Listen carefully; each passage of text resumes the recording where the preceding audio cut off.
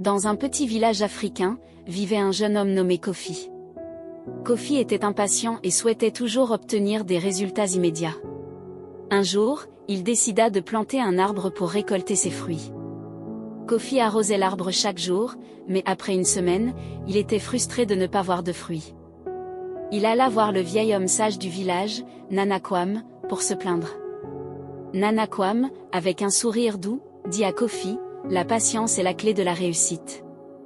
Les choses précieuses prennent du temps à se développer. » Malgré les paroles de sagesse de Nanakwam, Kofi continuait à être impatient. Les jours passèrent, puis des semaines, puis des mois. L'arbre de Kofi poussait lentement, mais il ne produisait toujours pas de fruits. Un jour, épuisé et déçu, Kofi décida de couper l'arbre. Nanakwam l'arrêta et lui dit, « Kofi, regarde autour de toi. Vois-tu les grands arbres majestueux du village? Ils ont tous commencé comme de petites graines et ont mis des années à devenir ce qu'ils sont aujourd'hui.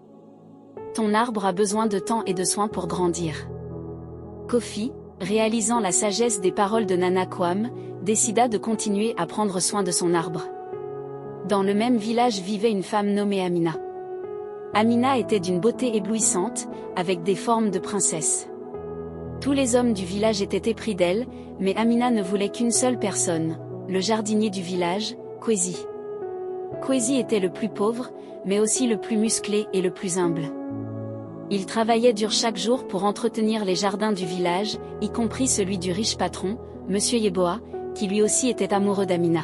Monsieur Yeboah, jaloux et possessif, faisait tout son possible pour gagner le cœur d'Amina.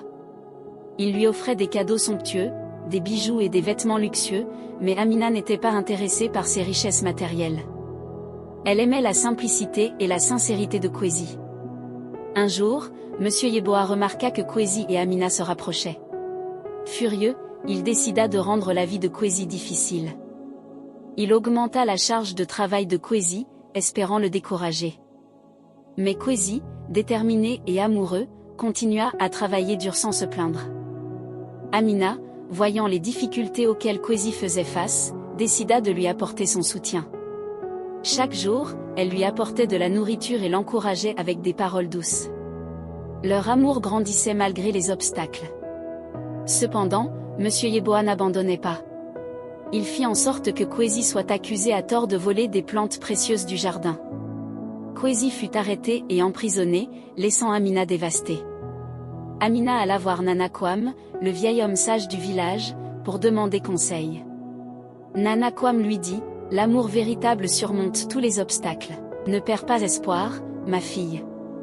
La vérité finit toujours par triompher. » Amina décida de prouver l'innocence de Kwesi. Elle enquêta, interrogea les villageois et finit par découvrir que Monsieur Yeboah avait orchestré toute la machination. Avec des preuves en main, elle alla voir le chef du village pour lui révéler la vérité. Le chef du village, respectant la justice et la vérité, ordonna la libération immédiate de Kwesi et la punition de Monsieur Yeboah. Libéré et reconnaissant, Kwesi remercia Amina pour sa détermination et son amour inébranlable. Le village, témoin de cette histoire d'amour et de lutte contre l'injustice, apprit une précieuse leçon. Kofi, voyant la persévérance de Kwesi et Amina, comprit enfin la valeur de la patience et de la persévérance. Il continua à prendre soin de son arbre, et après plusieurs années, l'arbre devint un magnifique arbre fruitier, offrant des fruits délicieux à tout le village. Kofi réalisa que tout comme l'amour de Kwesi et Amina, certaines choses précieuses nécessitent du temps, de la patience et de la persévérance pour se réaliser pleinement.